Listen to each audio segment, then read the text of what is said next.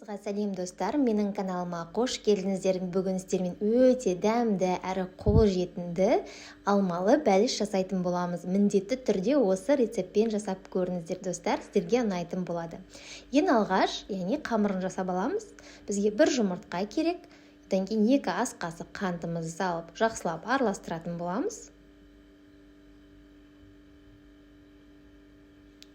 Кейін бөлме температурасындағы еріп тұрған сармайымызды қосамыз. Барлық керек ингредиентті достар описанияға қалдырып кететін болам. Жақсылап майымыз осылай ерігенше араластырамыз.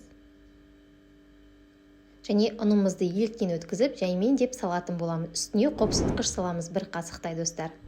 Және достар, менің рецепттерім ұнап жатса, маған тіркелуді ұмытпаңыздар. Қазақша контенттің дамуына атсалысыңыздар. Көп рахмет. Осылай қолға жабыспайтын қамырымыз дайын болады. Көріп тұрғандарыңыздай, мен кішкене ғана бөлігін осылай қолмен жұлып алып, морозилкаға салып қатырып қоятын болам. Кейін не істейтін болатынымызды айтатын болам.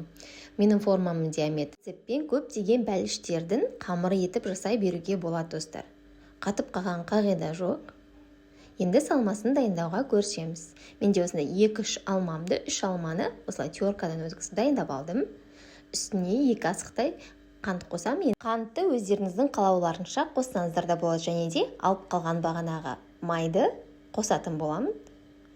Жақсылап араластырамыз. Грецкий орех болса, соны қоссаңыздар, дәмі деген өте керемет болады, кітірлек болып шығады. Салмамызды дайындап қойған қамырымыздың үстіне жақсылап тұрып салып шығамыз. Бағанағы алып қалған қамырды қолдарыңызбен бөліп үстіне салсаңыздар болады. Немесе үкіштен өткізсеңіздер болады. Менің видеом түспей қалыпты. 180 градуста ысып тұрған духовкада, яғни 30-35 минутқа пісіріп аламыз. Өте дәмді әрі жеңіл пирог. Міндетті түрде жасап көріңіздер. Маған тіркелуді ұмытпаңыздар достар. Ас болсын.